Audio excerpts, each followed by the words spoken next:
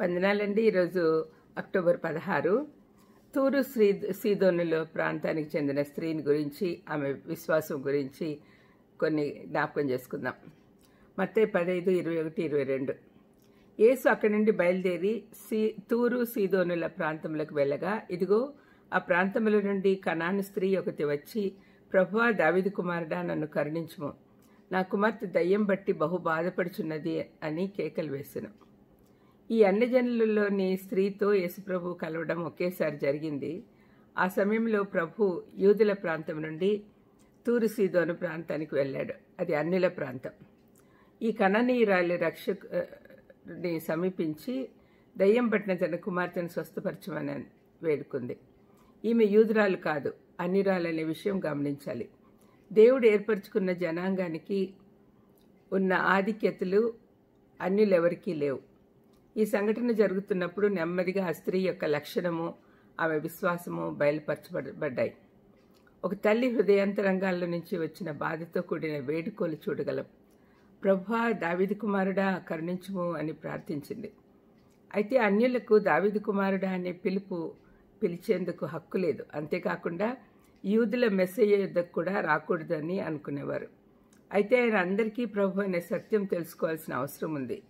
ప్రభు ఆమె విషయంలో స్పందించకపోవటానికి కారణం ఇదే అయి ఉండొచ్చు. ఆమెను పంపివేయమని చెప్పాడు. తాను ఇజ్రాయేళ్ల కొరికే పంపబడిన వాడనని ఆమెతో చెప్పాడు. ప్రభు యొక్క సార్వభౌమాధిపత్యము ప్రణాళిక మనకు అర్థం కాదు. ఆమె ఇంకా మొండిగా ఆయనను వెంబడించింది. యూదుల్లాగా కాకుండా ప్రభు అని సంబోధిస్తూ సాయం చేయమని వేడుకుంది. 25వ వచనం. ఆమె విశ్వాస లోతులు పరీక్షించుటకై ప్రభు ఆమెతో, పిల్లల రొట్టె తీసుకొని కుక్క పిల్లలకు వేయట యుక్తం కాదు కదా అని అన్నాడు. వెంటనే వినంగానే మనకేమనిపిస్తుంది?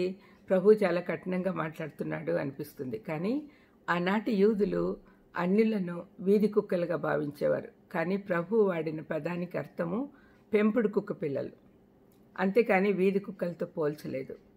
ఆ స్త్రీ సమాధానం చాలా ఆశ్చర్యకరంగా ఉంది. తాను యోగ్యురాలిని కాదని సంపూర్ణంగా గుర్తించింది. తాను బల్ల కింద పడే రొట్టె ముక్కలు ఏరుకునే కుక్కపిల్లతో పోల్చుకొని కింద పడ్డ ముక్కలు తినడానికి నేను సిద్ధమే అని అంటుంది. ఈ సమాధానము ఆ దీనురాలి దీనత్వము, ఆమె విశ్వాసం చూపెడుతున్నాయి. అందుకు యేసు, అమ్మా, నీ విశ్వాసం గొప్పది, నువ్వు కోరినట్టే నీకు అగునుగాక అని ఆమెతో చెప్పెను.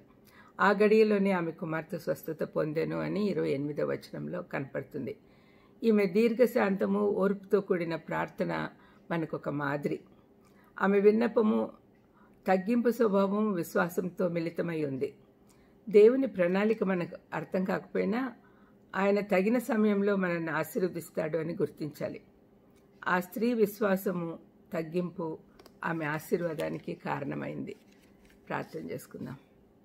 దయమేడ యేసునైనా, ఒక అన్యురాలైనా కూడా ఆమె ప్రార్థన మీరు ఆలకించి యేసుక్రీస్తు అందరికీ ప్రభు అనే విషయము లోకానికి తెలిపారు. నాయనా, మీకు స్తోత్రం తండ్రి. మేము కూడా తండ్రి మా జీవితాల్లో జరుగుతున్న అద్భుతాలను ప్రకటిస్తూ, మా దేవుడే నిజమైన దేవుడు, అందరూ ఆయన దగ్గరికి రావాలి, రక్షణ ఆయన ద్వారానే వస్తుంది అనే విషయము చెప్పగలిగే స్థాయికి మమ్మల్ని ఎదిగేటట్టు చేయమని యేసుక్రీస్తు నామమున వేడుకుంటున్నాను తండ్రి.